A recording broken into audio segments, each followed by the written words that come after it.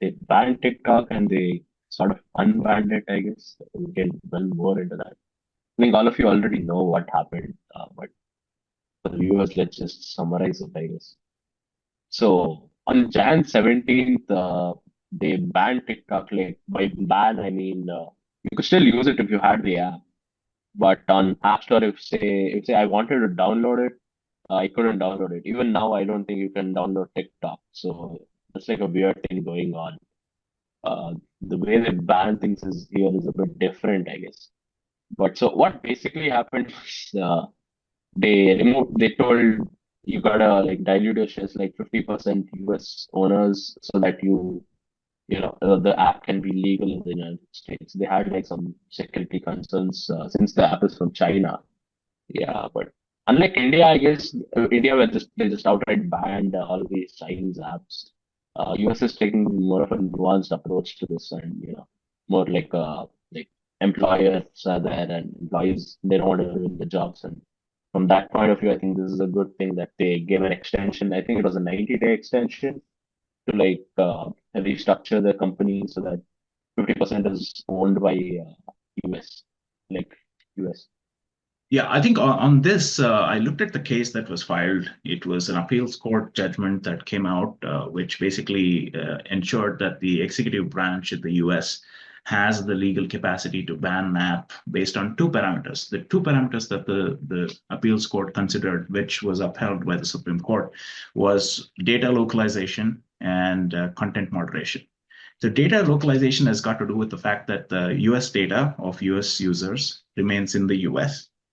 That ensures that there is no backdoor for the TikTok company owned by ByteDance, which can be coerced by the Chinese Communist Party or anybody in the Chinese leadership to share, let's say, personal data of US users. So data localization was one big topic that the Supreme Court discussed. The second topic was change in content, meaning can this be militarized in a manner in which you can change the content to expect an outcome which is more suitable in terms of negotiations in the future.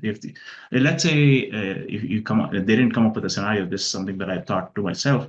If there is a scenario wherein they don't like a certain politician in the U.S., let's say the owners of ByteDance don't like certain politician in the U.S., they'll run ads against them, and they can increase the momentum against the opposition or through the opposition to ensure that that candidate is losing the election.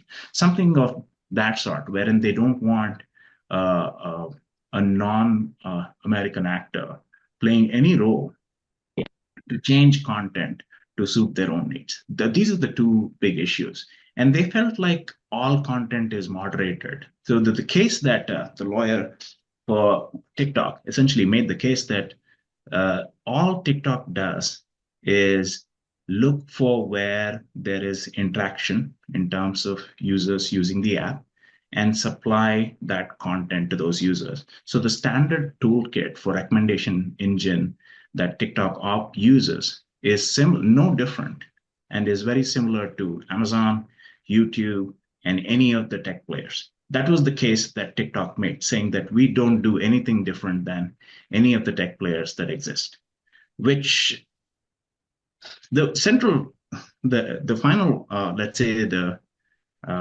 statement, or let's say the final preface on which they decided the case was executives still had the leeway to make a ruling where some sort of national security concerns are put forth, they can still essentially rule in case of the executive. So as I was saying, the entire issue of TikTok boiled down to two issues: data localization and content moderation. And the ruling that they had was executives still have the right to essentially use national security as one of the concerns based on which they can ban any corporation. And the latest speculation is the TikTok is worth close to $1 trillion, which I don't know if there is worth $1 trillion. If it is worth $1 trillion, it's probably like top 10 companies in the whole world. If it is worth $1 trillion, then if he in the 90 days if it is not sold to a private party, it's worthless.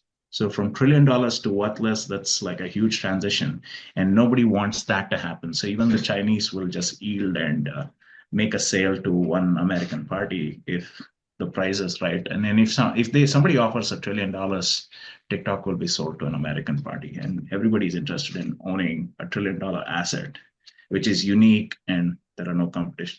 There are no competitors.